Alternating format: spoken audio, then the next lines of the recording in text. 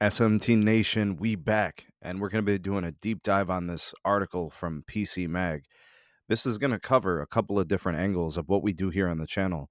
We're going to talk about just broadband in general, so home ISP, and fixed wireless comes into play. T-Mobile home internet, Verizon 5G home internet, FiOS, AT&T fiber, everything collectively across the country. This gives you a view into how you all, which the general consumer, Americans who are connected to these networks, how you feel about each of these companies.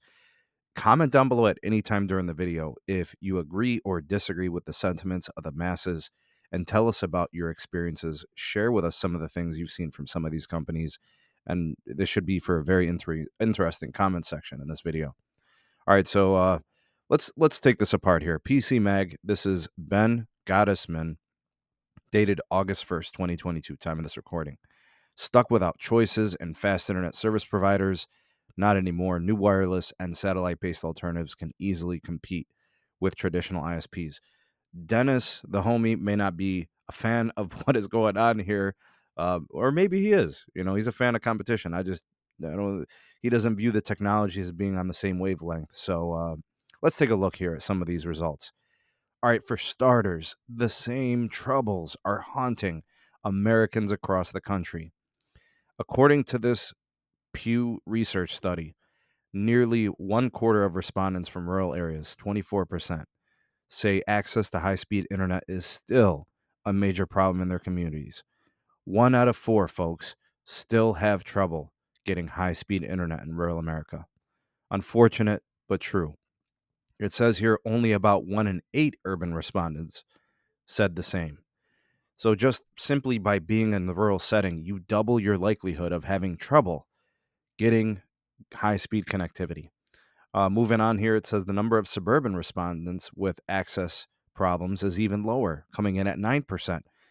So you are 3 times more likely, essentially, almost, to have connectivity problems in rural compared to suburban. So it's good to be in the suburbs. It's better, than rural to be in the urban when it comes to the internet, options here. And then here's an interesting number. More than a third of respondents to this survey, says 34%, said they have one ISP available to them. When you have one ISP, folks, you don't have a choice. That is all you have. So that's not a choice. That's a lack of choice. You're stuck with them. They could charge you whatever they want. They can fix or not fix whenever they want. And, just not having options, horrible for competition. Okay. And they also said here, overall satisfaction with ISPs is much lower when they have no other option. Wow, what a shocker there. Okay, now let's get this thing, kind of wrangled in a bit. Fixed wireless satellite internet, right? So we're talking about 5G home internet with like Verizon and T-Mobile, and then we're talking satellite-based internet. The new entrant in Starlink, right? And we're talking about Elon, the Musketeers, and such. Those are new players. All right, let's see here. We've got ISP's 2022 overall satisfaction. You have AT&T Fiber number 1, coming in at 8.8. Now, the reason why I think this number is pretty high is because a lot of times AT&T Fiber is coming into places that lacked competition. So AT&T becomes the new player. They become the darling because they're bringing competition. They're bringing probably a better price, a better performing product. It's new, it's modern, symmetrical speeds, downlink, uplink, latency, great. It's fiber, right? Now, Starlink, this will shock some people. Why is it so high? Why is it 8.7? Why is it higher than FiOS? Why is it higher than Verizon 5G Home and Astound and T-Mobile Home Internet? I would venture it's because Starlink became available for people who had no options before. They were probably either stuck with nothing, or they were probably on like Viasat or HughesNet, which are the worst options when it comes to satellite. Latency through the roof, tons of jitter, packet loss, I'm sure, and Starlink brings them a more viable option, performing better. It's new, it's modern, the gear is better, more costly in some instances, right? You got to pay for gear and such, but that's probably why these scores are high, folks.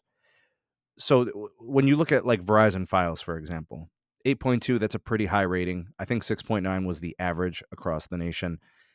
that's more of like a traditional fiber provider. That's probably where they should, and that's probably where they should be scoring. Of course, we want these as close to 10 as possible. Unrealistic. Some people become disgruntled, unhappy, unsatisfied. Things happen, right?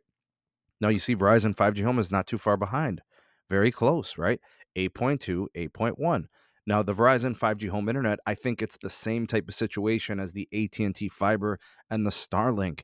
It's a new player bringing an option where people likely didn't have one before, and it allows people to get out of the grips of the situation they might have with explosive pricing on cable. So because that they're so enthused to get away from their old provider that they're just thrilled to have something else, they'll just say that they're much more satisfied.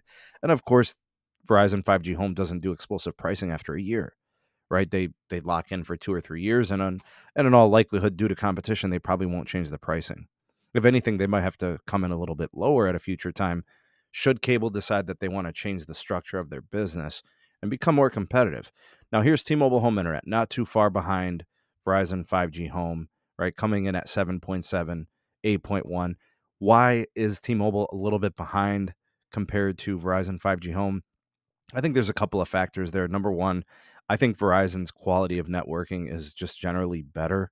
And the reason I say that is because Verizon 5G Home has a quality of service commitment, right? You sign up for the service and they give you a dedicated, committed 300 megabits down, 20 megabits up.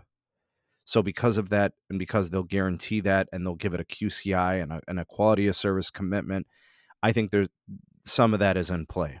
Nothing wrong with T-Mobile Home Internet at all. I'm not throwing asperges at T-Mobile Home Internet. The only thing that I said I've never liked about the T-Mobile Home Internet product is the lack of QCI, is the lack of quality of service. And I think that's what's separating them here. I also think there's a situation where maybe the gear that T-Mobile gives people, the Arcadians of the world, the Nokia trash cans of the world, they have been generally viewed as unreliable. Some have overheated. So I think some of that comes into play for this overall satisfaction. Frontier is where things start to really, really drop off. AT&T fixed wireless, it's down below average. Spectrum, Xfinity, these are the two big players in cable ISPs. People are dying to get away from these two companies. Look at Cox, down to the garbage can residues of the world, right? 6.3, right? And this is crazy. These three companies here, 6.6, 6.6, 6.3, Spectrum, Xfinity, Cox, they have the largest footprints covering the country, right? They're the three largest providers, generally speaking, when you look at high-speed broadband. And they're terrible, and I think that's because of explosive pricing, customer care issues across the board, and then I think lack of infrastructure recommitment and things of that nature. Verizon high-speed internet, I think they're probably talking about the DSL. AT&T internet, I think that's the DSL. They're coming in both at 6.1. I guess Chame, shout out to Chame. I guess he was right. Optimum is trash. 5.9, well below the average of 6.9, which is funny because they do fiber in a lot of places. I'm sure they have DSL as well. CenturyLink came in really low at 5.4. Suddenlink, which I believe is Optimum owned, Altice owned, that's at 5.1. These are like I said, the garbage can residues. I would say from Cox all the way down is garbage can residue. It's the slime that sits at the bottom of the dumpsters. You might even argue that Spectrum and Xfinity belong in there, and maybe the AT&T fixed wireless and Frontier. But like to me, I would view these top, 5 or 6 here: AT&T Fiber, Starlink, Fios, Verizon 5G Home, Astound, T-Mobile Home Internet. The way that they're scored here in overall satisfaction, I put those at their own tier, and then the rest of them, they're just behind the 8 ball. All right, so best overall AT&T Fiber. That's the ISP to beat. Where they do that fiber, guys, they are winners. When it comes to cable, it looks like there's a company called Astound. I don't know anything about this company. Comment down below if you like them, have had them. They were good for you, if they're bad for you, whatever. There's some specific numbers. You guys can let me know if you want to see me break these stories down a little bit more. We could do it on the podcast possibly. Best fixed wireless, it looks like it's Verizon 5G Home. Again, I think they've had the most reliable gateways, and I think because of their QoS and QCI commitments, they just do it better than, say, for example, the T-Mobile. But nothing wrong with T-Mobile. They scored pretty well. Satellite, Starlink, obviously. They're the new modern version of these satellite providers. They've got technology on their side. They're the new young Hunter and Viasat and HughesNet don't stand a chance. We could break down some of these numbers if you guys want.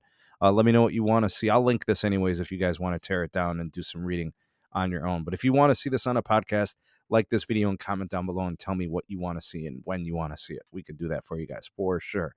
All right, go ahead and lay down your comments. You are the voice of the people, the SMT Nation. Let your voice be heard. Like, share, subscribe for more videos like this. Turn on the bell notification icon to never miss an upload. Links in the description for this article, as well as my Patreon page if you want to support us and get early access to content and exclusive videos not found anywhere else. Also, my Twitter handle is down there, and business inquiries can go to the Gmail address in the description down below. Thanks for watching. See you on the next one. Peace.